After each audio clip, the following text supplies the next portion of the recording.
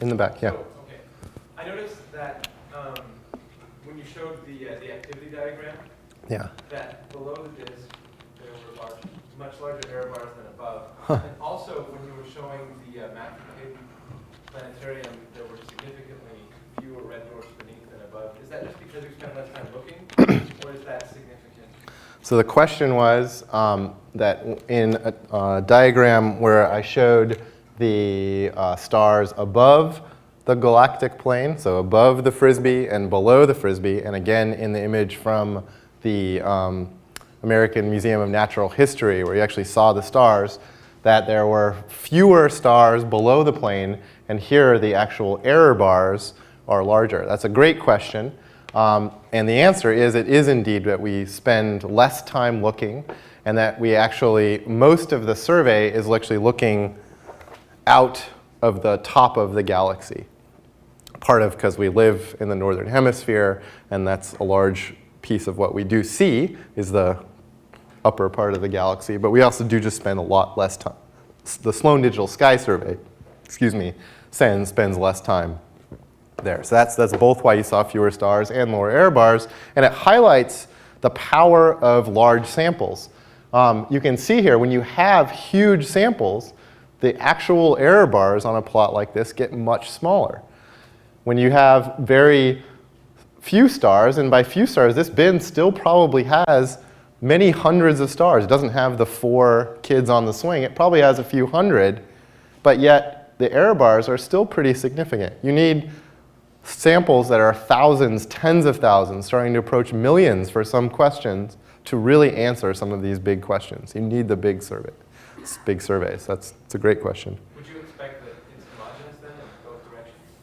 So the question is, do we expect that the galaxy is homogeneous or isotropic, looks the same in both ways? And the answer is yes. We make that assumption, in fact, in this. It's pretty close, at least on a large scale it is. There are small differences, but yeah. I have a question and a follow-up question. The first question is, what causes the... So the question, if I think I can repeat it, is that if you have a star close to or a planet close to an M dwarf, that it may have to have like a thicker mantle or something, or a convection zone in order to produce a magnetic field? Is that? I mean, it also, we think it might have to rotate as well. One of the problems is if you get it close enough to the star, the actual tides of the star can get so strong that they don't allow the planet to actually rotate. So it'll actually be what we call tidally locked, and one face will always face the star. And so then you might have a problem with setting up a magnetic field. What you might need then is a satellite or something, a moon of that planet to go around that's big enough to actually have a magnetic field. If you've read Isaac Asimov's book Nemesis, which I'm reading right now, it's actually an M dwarf with a Jupiter-sized planet with an Earth-sized moon. It's kind of cool, and it's habitable. Woo. Why are some stars red dwarfs and some like our sun and some like those other giant stars? I mean, where does a red dwarf come from? Was it once a big star? That's a great question. So the question is, where do stars come from? Why are some really big? Why are some of these big O stars? Why are these some like our sun, which are kind of middle-sized star? And why are some of these little dinky guys? So all of those stars that are on that main sequence that we talked about, those all form, for the most part, as is. An M dwarf has always been an M dwarf. An O star has always been an O star. A star like our sun, which is a G dwarf, has always been a G dwarf. And so they form like that. And when stars form, they form from that really massive collapse of gas, which I showed really quickly, as gravity pulls in. And it turns out that it breaks into smaller pieces. The big cloud breaks into some more smaller pieces, and those pieces break into smaller pieces. And it turns out it breaks into a lot more smaller pieces than it does big pieces. There's some reasons around that, but there's actually some of the detailed physics of that we actually don't yet understand. What we do know is that when an event of star formation happens, it forms a really lot of small things and not very many big things. And so we have a word that we use that describes that. It's called the initial mass function. It tells us the distribution of mass when you form a set of stars. And there's a lot of really small mass things and not very many large mass things. It's a great question. Yes? How is the estimation of the lifespan of an M dwarf? Because what we see is relatively young.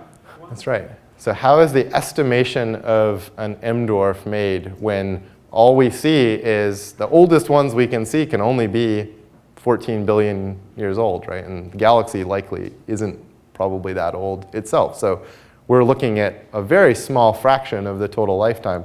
So we do it a couple of ways. One is that we just look at the energy output of the star. And we say, okay, here's kind of how much energy it's giving off now. Here's how much of its fuel must be being used currently to explain how bright, let's say, it is.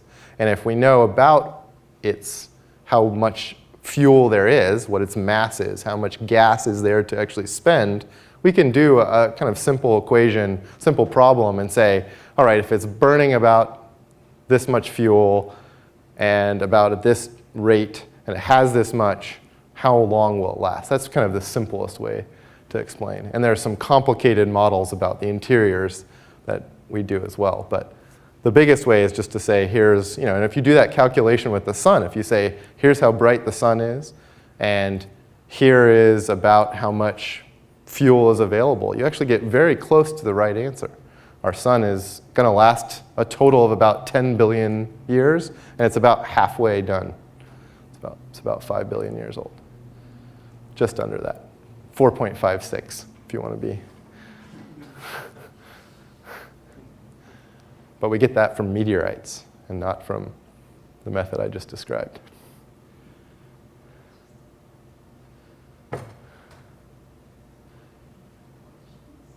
Any other questions?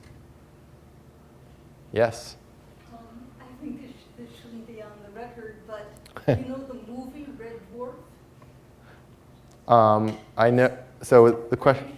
British science fiction. Yes. So the question is, do you know the movie Red Dwarf? Is it a TV show, isn't it, or is it a movie? Yeah.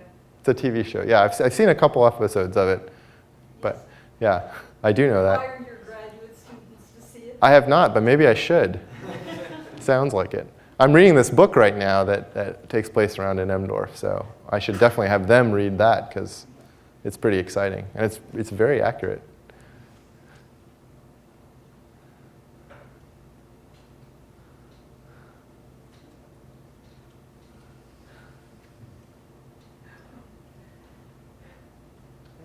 Oh, we got one more. So Don't be shy. have you found planets around M dwarfs? So the question is, have I found planets around M dwarfs, or have we found planets around M dwarfs? The answer is I personally have not. But yes, quite a few people have. In fact, I showed a cartoon of one, but that was a planet GJ 1214. B is a planet around the star GJ 1214. Very, very creative naming schemes.